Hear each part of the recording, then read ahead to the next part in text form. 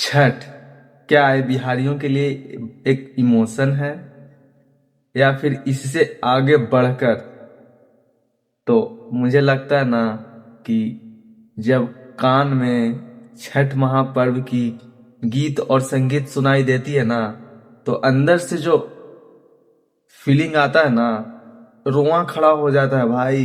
एकदम मतलब छठ का जब हम लोग गीत सुनते हैं ना, तो लगता है कि हम लोग के अंदर से एक अलग टाइप का एनर्जी आ जाता है।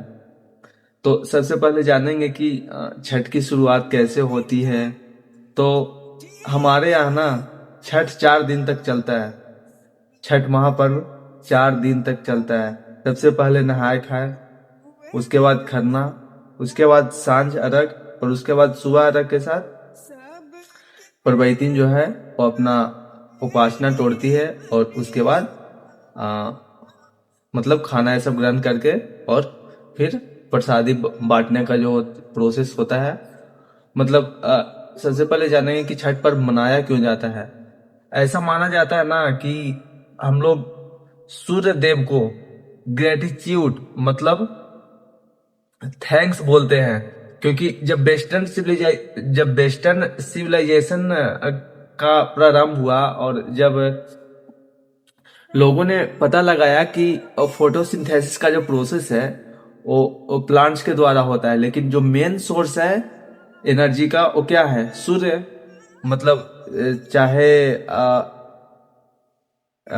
मतलब सारा चीज प्रोसेस जो है ना सूर्य के द्वारा होता है। तो अ, चाहे तो वेपोराइजेशन हो जाए या फिर और भी जो भी प्रोसेस है वाटर साइकिल का, तो सारा चीज प्रोसेस जो होता है सूर्य के थ्रू होता है। और सूर्य जो है वो मेन सोर्स ऑफ एनर्जी है। तो मेन सोर्स ऑफ एनर्जी तब वेस्टर्न सिविलाइजेशन नहीं था, उस टाइम से छठ पर्व मनाया जा रहा है।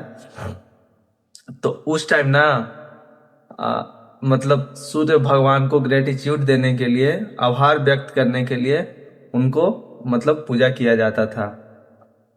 तो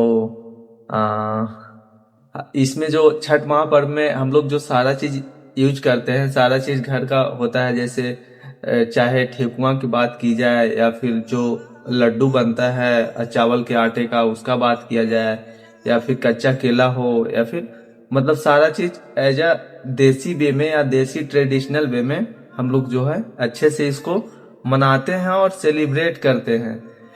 मतलब जो लोग बाहर के होते हैं, बिहारी है लेकिन किसी दूसरे स्टेट में रहते हैं, वहां से वापस आते हैं छठ मनाने के लिए, सिर्फ और सिर्फ छठ मनाने के लिए। लोगों के अंदर एक उत्सुकता होता है कि नहीं, किसी दिन घर जाए या ना जाए छठ पर्व में जरूर छठ पर्व में जरूर जाएंगे। और लोग आते भी हैं। और जब कान में सूर्य देव का उगा ना सूरज देवा या जो भी गाना या गीत सुनाई देता है ना, उसके बाद जो रुआं खड़ा होता है ना, उसका फीलिंग ना सिर्फ एक बिहारी ही बता सकता है कि उसका फीलिंग कैसा होता है। Thank you.